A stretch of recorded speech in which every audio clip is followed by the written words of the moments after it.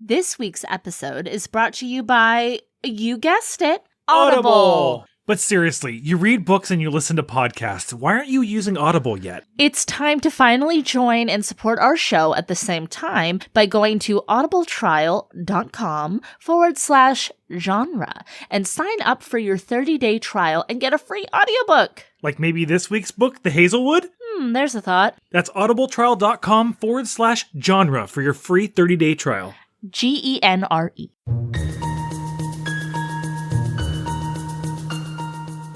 Weirdo bookworms unite! We want to share our love of genre fiction with you. Fans of horror, sci-fi, fantasy, and more can stop by as we chat about what we've been reading. Hello, Genre Junkies. Hi, everybody. Hey, that's Scott. Hi, Scott. Hi, Sandra. Hey. So welcome back to our show, and tonight we are talking about a fantasy book. Yay, fantasy. Yay, fantasy. Oh, and what a book we have, people. Calgon, take me away. I mean, The Hazel Wood by Melissa Albert. Yes, indeed. And this was unknown to me. There's some hype around this book that I'm aware of in the bookish communities that I run with, and I was really excited to read this book. I don't want to overhype it for you people, but let me just say I'm in love and I don't care who knows it. Yeah, I think this is going to be a very gushing episode. It is. So we're going to try to restrain ourselves. You know, maybe you're not interested in this. I'm hoping we can change your mind and you'll give it a try. I guess I should tell everybody what it's about in case they don't know. Please do. All right. The Hazel Wood by Melissa Albert. Alice Proserpine has spent the whole 17 years of her life traveling from place to place, never settling down with her free-spirited mother. Bad luck follows them everywhere they go. Just when it seems that their lives could be settling down, Alice's mother is kidnapped. Alice has never met her grandmother, the famous novelist Althea Proserpine. Althea's book of fairy tales has achieved a mysterious cult status, though Alice has been forbidden to read them. And now it seems that the forces who took Alice's mother are straight out of her grandmother's fairy tales. So I think it's appropriate to say that this book kind of hits a lot of fantasy subgenre benchmarks for me. Should I elaborate on that first? I would love you to. So, I would categorize it as dark fantasy. Yep. And I would categorize it as what I've been taught is looking glass fantasy, where somebody is traveling to another world. Portal fantasy is another word for that, which I love. I love those subgenres. I actually hadn't heard that term, but that's perfect, yeah. Okay, so, okay. How many times can I say okay as I try to mentally prepare myself here? Let me tell you my experience, Gore. This would be obsession. Like, I'm sorry, there's no other word for this. And this is kind of a nerdy bookworm podcast. So while a part of me wants to not overhype things, I cannot contain myself because I literally want to just shove this book into the hands of everybody I come across in life. Man, what an excellent read this book is. It's absolutely... Okay. This book is such an obsession to me, I might actually read it again before I go on to our next book. And that never happens with me, ever. Mm-hmm. I cannot say enough about how much this was exactly the book that I needed to read right now. Oh my god. Yes, I could not put it better. This was like the book gods like opened their arms and were like, get in here, genre junkies. I've got the novel for you. And it's called The Hazel Wood. Yeah. I totally agree with you. And this is one of those dangerous books that like puts you in the mood like, I want to devour every piece of fantasy I can get my hands on. But then I'm like, no, Sandra, don't do that because you're going to compare everything to this book. So I need to like massively switch genres and like read something before I even read our next Genre Junkies pick because I need to like wash this from my brain. Yeah, this really is a capstone book when it comes to fantasy. Yes. Particularly, as you called it, looking glass fantasy. Portal fantasy, whatever. The fantasy world is secretly real fantasy. Yes. It's so well executed. Absolutely. So let's just kind of fill in the gaps a little bit before we just keep going on about how we've converted to the religion of Melissa Albert. So this is her first novel. That's really surprising. It's actually kind of incredible. I mean, I'm sure she's been writing for a long time, like most writers, but this is her first novel. And I was shocked by that because of how wonderful it is, and also really mad because I'm like, but doesn't she have a back catalog I can read? I am genuinely impressed that this is a first novel. She must, first of all, have excellent editors, but second of all, she has a really great mind for building a story and building a world. And more importantly, her characters are so deep and well realized. I'm going to cut you off before the characters, since we're kind of already rolling on the writing style aspect. Absolutely. I kind of jogged down some notes here. Her writing is gorgeous. She totally has her own voice as a writer, which is always so important, of course. You don't want to read a book and say oh, this could also be so-and-so wrote this book. She totally has her own voice to me. Just gorgeous lyrical writing, beautiful similes, a few of them that I was like, ooh, that's good. I want to get that tattooed on me. I love that. And some really funny pop culture references. And really relevant ones, and not done in a way like Ready Player One, not where it's cheesy, tongue-in-cheek. It's really appropriate for the picture that she's painting. Absolutely. There's more than one reference to Harry Potter, because it's come on, if you're reading fantasy books, you've read Harry Potter. And a few other things kind of along those lines. Some other books she references that I'm aware of that I haven't read, authors, artists, cool stuff. She just has a coolness about her. That's kind of the only way I can put it, a hipness, but it's not the type of thing where if you were to read this book from 10 years from now, you'd be I don't know what she's referencing. Oh yeah, absolutely. They're classic references while being modern. And when it comes to her description, she uses all 5 senses. Yes. So delicately. Mm-hmm. There's descriptions of scents and tastes and sounds and the way something feels, and again, using similes to really bring it to life. Yes. As we've discussed before, I'm not always a big fan of over-describing things. Right. She's perfect at it. She's perfect. She really brings you into the world. Yeah. While not overstaying her welcome in it. I think that's really high praise coming from you, because we all know how much I love the descriptive nitty-gritty stuff, but that's not your style. So that's a really high compliment coming from you. I thought so. And senses, that's very apt. I totally agree, especially smell. Smell is huge in this book. Yes, it is. And it's something that is usually ignored in most books. That was really impressive. And part of her amazing writing style is definitely her characters. Her characters, to me, were so relatable, so believable, so actualized. This is one of those books where I'm kind of brokenhearted, that I'm wait, what do you mean these people aren't real? What do you mean, I don't know them? I totally know them. They're real. I can go find them right now. I'm heartbroken that these people are not my friends. What's so beautiful about her characters is that they're deeply flawed. Yes.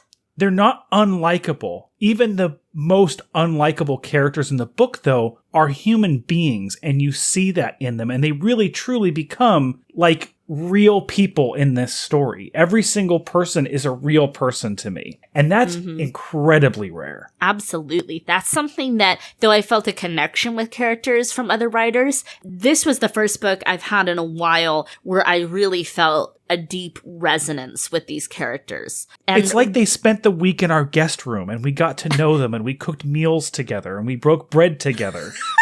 I love everything about that, including the idea that we have a guest room. And a kitchen and eating area large enough to have other people in. Okay, again, this is a fantasy story. Yeah, exactly. We live in California. It's definitely a fantasy story. But I digress. Anyway, relatable is definitely key.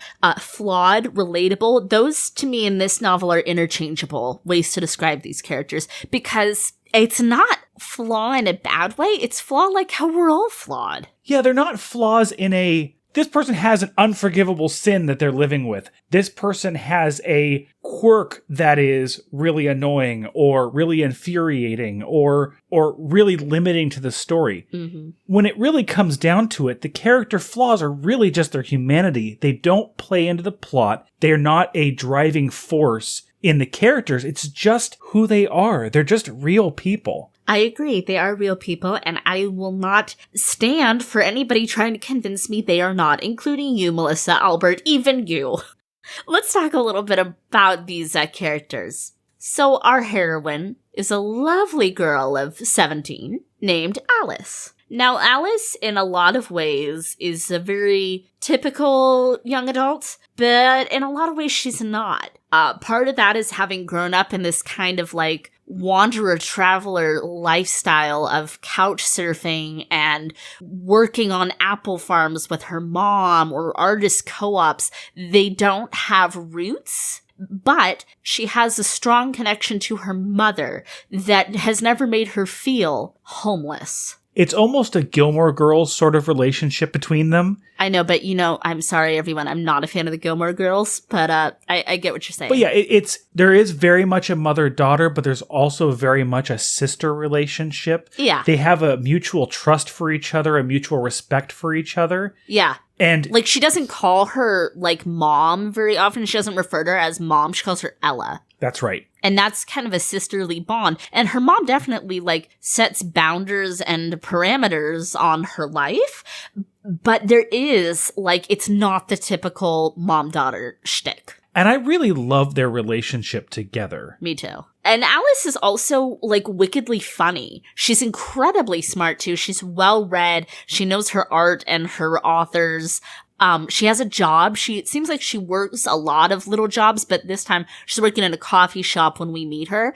And I think that's really cool. As somebody that worked, well, from like birth till now, it's not totally true, but I've been working for a really long time, including when I was a teenager. I always admire when teenagers have jobs because I'm like, it makes us a little different from other young people. I can't describe it. It's like a fellowship we share. There's a certain emotional maturity that comes from actually working a job when you're a teenager that she has. And to say that she's wise beyond her years is actually really incorrect. She is in very many ways a teenager. Definitely. She is a 17-year-old girl with all of the anger issues and emotional outbursts that come with a 17-year-old girl. But there's also just, well, like I said, an emotional maturity. Right. Totally. I totally agree.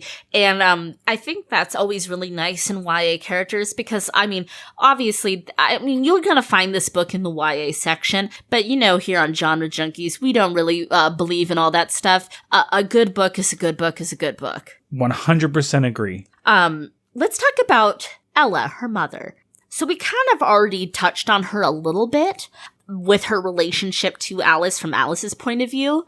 Ella's a great character. She's strong. She's also flawed, but she tries to bring beauty and fun into her relationship with Alice. I really appreciate that. She's at times very hippie-ish with aloof. A lot of Eastern philosophies when it comes to yoga and meditation. And I dig that. But at the other side, she is in a lot of ways a responsible adult holding down all of these jobs. She's a great mother and has, despite having to move constantly throughout their lives, has created a level of stability with Alice that I don't think many people could really accomplish. I totally agree. And I think that's, it's really beautiful, these moments that Alice tells us about that could have been scary. Really, her and her mom are basically drifters and homeless and just kind of going town to town, place to place where this bad luck follows them. But her mom always makes everything home. And she's always there for her. And they have a thing together where they always tell the truth. They don't lie to each other. Really, really cool. Cool lady, Ella. You're a cool lady. Now we know she's estranged from her own mother, Althea. I mentioned that in the synopsis. And obviously that is a huge point of both character development and plot in the book, that there's this kind of unspoken thing, this, grandmother and mother who is a celebrity of sorts, who they don't associate with. Yeah, they both have a lot of complicated feelings about that. Yeah. Everything you can imagine, feelings of resentment, feeling of desire, dreaming about that person, missing the past while never wanting to go back to it. There's a lot of just complications there. Oh, I so agree. I don't want to talk too much more about Ella. We're going to save some Ella. Binge. Let's talk about Finch. Ellery Finch. And he has a lot of names. He has a really long name. Yes. What'd you think of Ellery? I love Ellery. He's, again, a very complicated character. He grew up very rich. Yes. He's the richest boy in their rich-ass prep school. That's right. And he's... Yes. He kind of has a Bob Dylan cool boy vibe. He has a little bit of a dark side, but not in your typical broody way that you have in some of these books. He's also incredibly quick-witted. Yes, but very privileged and comes from that. But he knows it. There's a self-awareness to him. Right. Which I think is always nice in a teenage character. But for him, it's especially charming. He has a maturity. He has a nerdiness to him. Like, he shouldn't be at all well regarded at this school, except for the fact that, like, everybody knows who his father is and, you know, like, who his parentage is, and that he's, like, the richest among them. But he's really just kind of a nerd and a bookworm, you know, kind of like us. He loves his first edition books. He loves all of his, you know, special trinkets that he has that are kind of nerdy, but he has access to all of these because he has access to effectively unlimited funds. Mm-hmm. What I love about him and his relationship with Alice is that the two of them obviously have a lot in common and they get along, but they get along in the way that two people normally do. They don't really get along all the time. They have a lot of differences as well. There's not this immediate wonderful chemistry between the two of them, and they never fight, and they only, you know.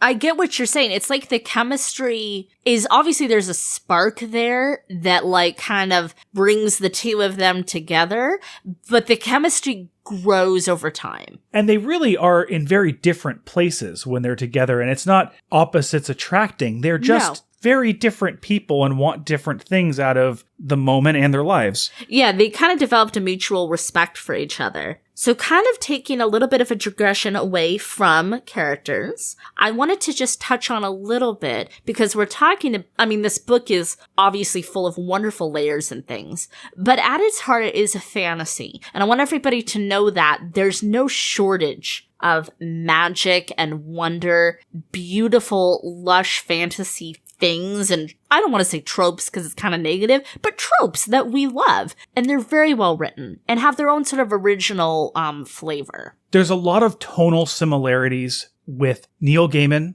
and with The Magicians. Yes, I agree. Lev Grossman's Magicians. Yes. So his Magicians trilogy. Right. So if you're familiar with really either of those and enjoy them, this is a book that you really should experience. It is very different. Yes. But it has those same tonal feelings. Yeah. And I think it's very relevant. I totally agree. It's got those vibes of kind of contemporary fantasy, but it's mixed with like old world fantasy, if that makes any sense. Oh yeah, in the kind of dark original fantasy. You know, really, original fairy tales are very dark. And yes. This is built in that same sort of pool. Yeah, it's like all stirred in the same magic cauldron of, fairy tales and folk tales, which have a darkness in them. And I love it. I love it. I eat it up with a spoon. Let's talk about our appeals before we cut to our spoiler break. You got it. Mine is maybe a little optimistic, but I would say this is mass appeal. I don't mean to sound like, I know it's hard because it's mass appeal, right? But I really do think that this book could make a connection with a lot of different readers over a huge range of scopes and demographics, because it really touched me, and I'd like to think that it would have that ability to reach out and touch anybody. This book is so good. But I think that I'm a little bit less optimistic, and I have to say that this has broad appeal. That's fair. I have a lot of trouble, though, coming up with anybody who wouldn't enjoy it. Yeah. But there's an unrelenting darkness to the story that's not typically expected in a fantasy novel for the masses. Someone like us who's comfortable with the pre-Disneyed fairy tales are going to have no problem with this kind of a story, but it might be kind of an insurmountable shock to the masses. I totally get what you're saying. And we love Disney, by the way. We sure do. Oh, for real. But yeah, hearkening back to those old, darker fairy tale and folk tales, just keep that in mind when you're reading it. I don't think you'll have any trouble. Well, I really want to talk more about this book, but we're going to have to break open the spoilers to do it. Okay, everybody, go read the Hazel Wood and then come right back. Enjoying the show? Please like and subscribe on iTunes. You can find us on Twitter and Instagram at Genre Junkies. And don't forget to visit the website, genrejunkies.com. Okay, welcome back, everybody. Let's talk spoilers. So, in case it wasn't painfully obvious from the first part of this podcast, Scott and I clearly freaking love this book. We've not talked about this at all until right now with each other. So when I finished this book, I cried, which is not totally unusual for me. I'm not a crier, but I've been known to cry at books before. I cried. There was just something about this book that just moved me to my core, and I found so absolutely beautiful and poignant to me. And I think part of that is the fact that there is a darkness to this book. It's not your typical fairy tale happy ending, but it's a realistic ending, with these beautiful characters. Now, I've done a little research, and it's, not a secret. Everybody knows Melissa Albert is writing at least 2 more books in this world. I didn't know that. Yes, I don't believe it is about Alice. What I have heard, it's about another character. I'm hoping Finch, but I don't know. And then something else that is, this is the rumor that I heard, is that the other book is going to be the Tales from the Hinterland, all written out. Okay, well, let me first say that I will be on the front doorstep ready to buy Tales from the Hinterland if that comes out. I'm not sure if I really want another story in this world. This book is just so beautiful on its own. I don't know if I want anything else expanding or spoiling on it. Oh, see, but the thing is that she's opened up these doors of endless possibility and endless worlds, and these characters that could really be anyone and do anything. I think there's plenty of source material in there. Kind of like how J.K. Rowling, Fantastic Beasts and Where to Find Them is kind of the same thing. Like, I don't necessarily need Harry Potter's tales anymore, but I want more of these familiar people and places. Well, the way I pictured her world, and maybe this is kind of more what they mean, but I'm afraid it's not, is kind of like Stephen King, where all of his stories really take place in the same world, but they're still very much their own stories. There's a connection, obviously. Yeah, a root. Yeah, but you can read one and read another, and they have nothing to do with each other. And obviously, if you read them all, you understand that there are connections. They all exist in the same multiverse, if you will. Yeah. You would honestly be able to explain it better to me than I will be able to explain it to our listeners. No, that's okay. I'm having fun watching you try to explain this. But that is what I thought of when I read this book. There was a moment when I really thought of Stephen King, and I was like, well, so my basically... favorite author, so this is hilarious. Right. The stories that are told become real. Yes. In a different world, in different ways. Mm-hmm. But really, they all become real. They're all in their own special little bubbles. Yes. And the fact is, you can tell any story and tie it into this world somehow. Well, absolutely. And I hope, we can't really speculate too much about these books that are not out yet. But I'm excited for them because I could have used another 100 pages on this book. So I'm totally happy to have more. I want more Hook It Up to My Veins. Can I also just say how happy I am yet again, to have tattooed characters in my literature. I love tattoos. I love tattooed characters.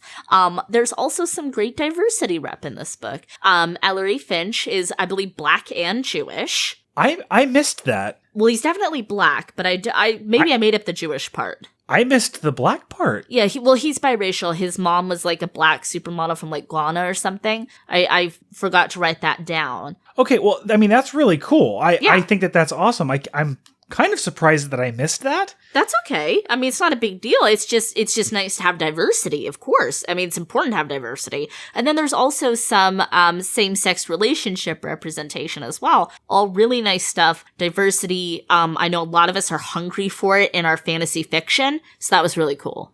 So let's talk a little bit about spoiler stuff with characters. So Alice is a story. That's gotta be hard to realize, but she handles it pretty well. She handles it all right. Alice 3 times. Right. I don't know if, I mean, obviously they hint very strongly that she is Alice 3 times and something is about that. What I did not see coming was the way that stories with a capital S are created and the lives that they lead. Oh my god, it blew my mind. What an original take on a concept of stories within stories. Absolutely beautifully executed to me, where it was just confusing enough sometimes that you're like, this is something kind of new for me. I really like in particular the idea of having there be a fantasy world that there are fantasy people in that stories are told about. Yes. That is very much a thing. I love how in this it's really the opposite. There are stories that are told that create these capital S stories that are just doomed to repeat them over and over and over. And of course, if you have a storyteller who is telling these stories who's kind of a little deranged, a little sociopathic, then these poor stories have horrible stories. But can I tell you though? So we were real quick sidebar, sort of bridge to a subject. I'm gonna guess your favorite character and you guess mine. All right. My guess is that Finch is your favorite character. He is not my favorite character. What? Shock. No, he is not. Okay, before you tell me, guess my favorite character. Okay, I think that Ella is your favorite character. Negative. Okay.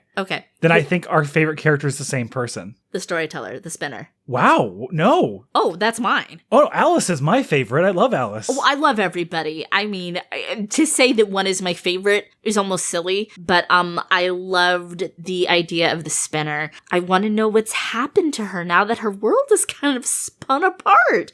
We know that there are other worlds, and she's from another world. Actually, there we go. That is a story that I would like to read in that world. Yeah.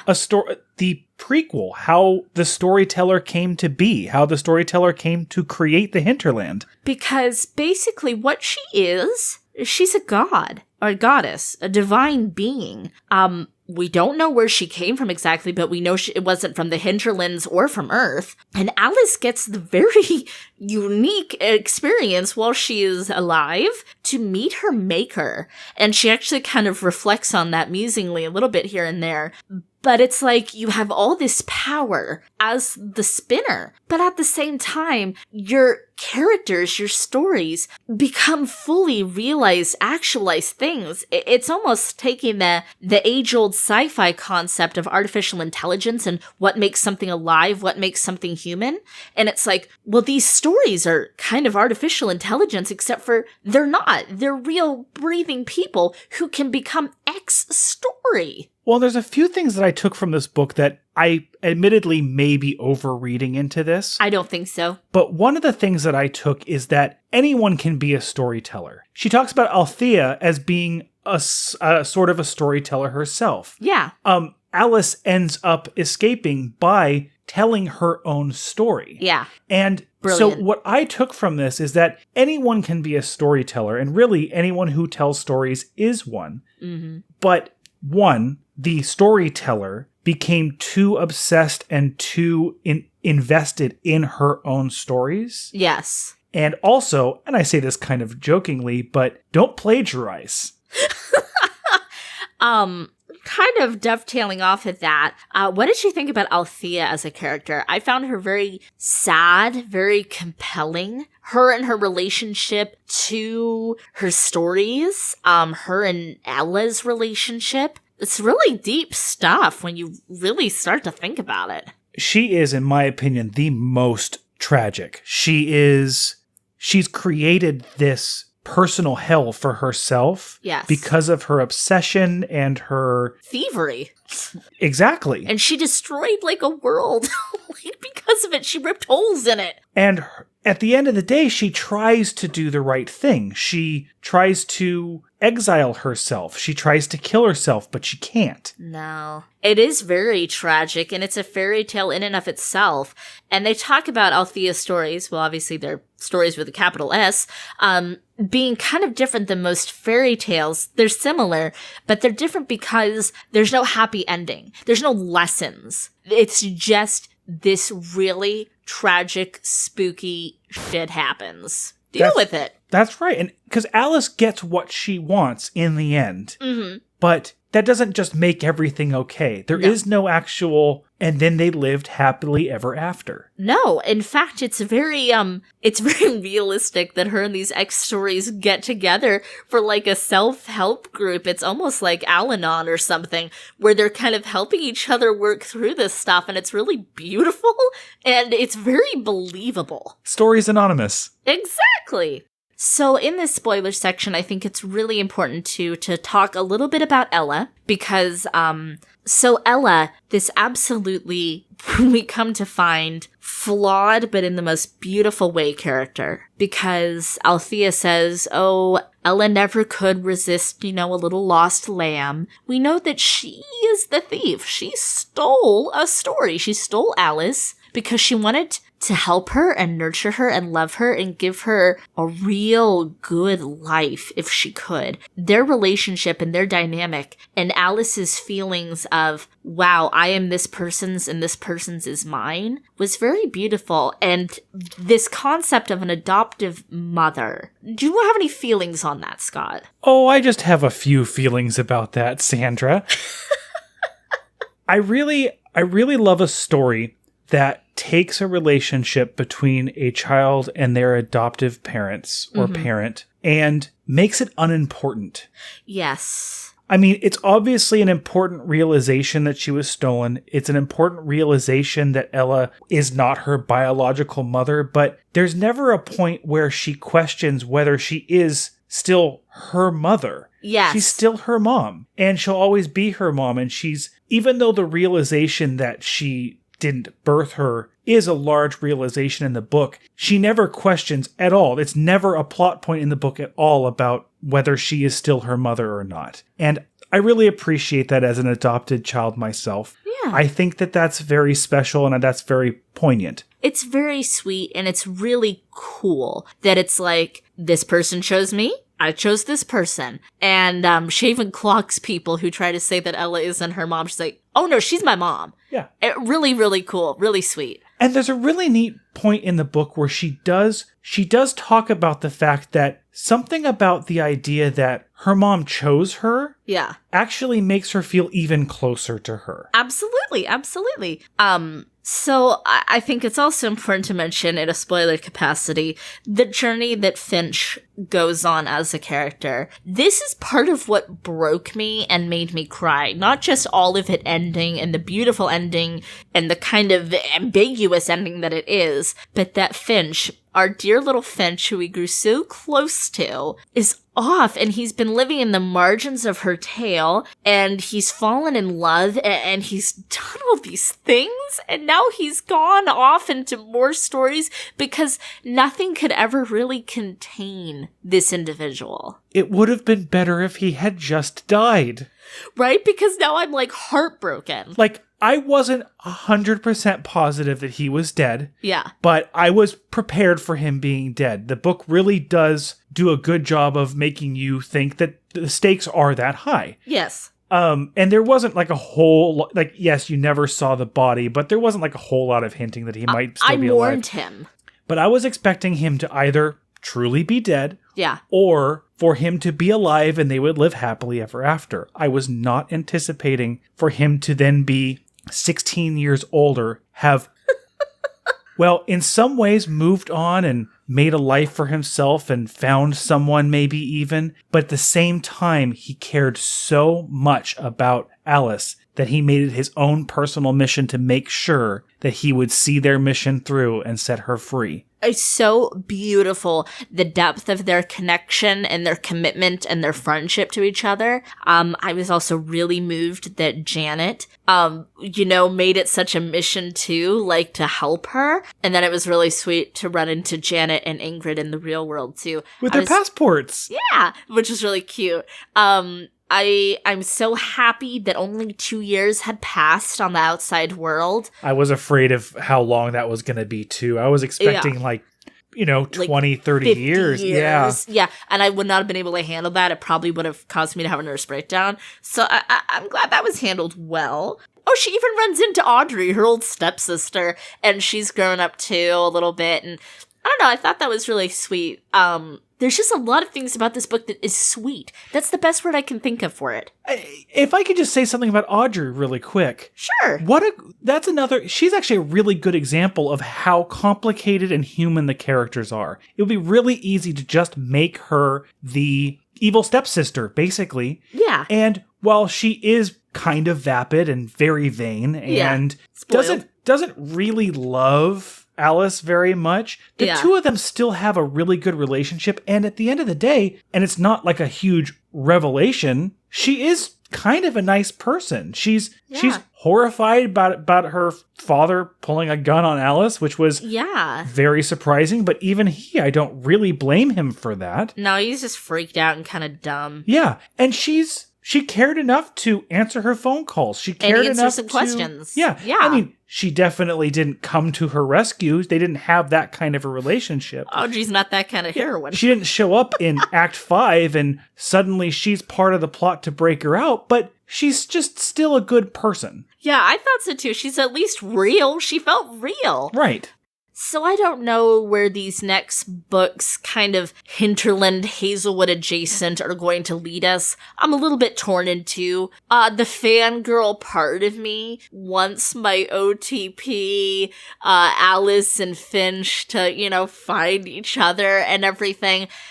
And then there's a part of me that's happy with them being on their own separate journeys. So, I don't know. I'm just really excited to see if these two characters are going to find each other again. And if there's something unrequited there, and if there's not, I'm okay with it. But a little part of me will, the trash can fire fangirl part of me will be a little disappointed. The fanfic part of me absolutely wants them to get together. But Alice comes out of there a different person. And he does too. And the people that they were at the beginning of the book, they are completely different characters. They're completely different people than what they were before. So they may not even really be compatible anymore. I don't know. That's part of the fun, I guess. I suppose.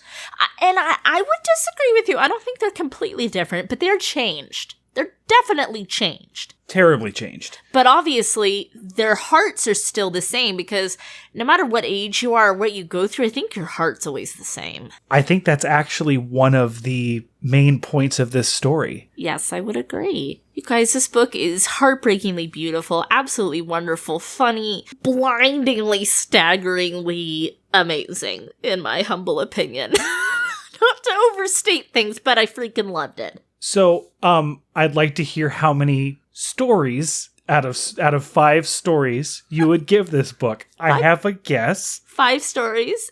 That's pretty high. That's a lot of stories. When I'm really breaking it down and thinking about it in my head, there is not anything I would change or anything that I would have wanted her to expand on or kind of shy away from or that didn't work for me. So in all fairness, I would have to say, with those parameters, and also the connection it gave me, I'd give it 5 out of 5 stories. I literally can just throw my notes away because almost word for word, you wrote down my notes for my execution score. Yes. It is 5 stories out of 5 stories. To me, this is truly a perfect book. It doesn't have any kind of cliffhanger that requires anything else to come from it. And sure, we can have some more, but it's perfect in and of itself. Mm-hmm. It has immediately made its way to my personal top shelf of books.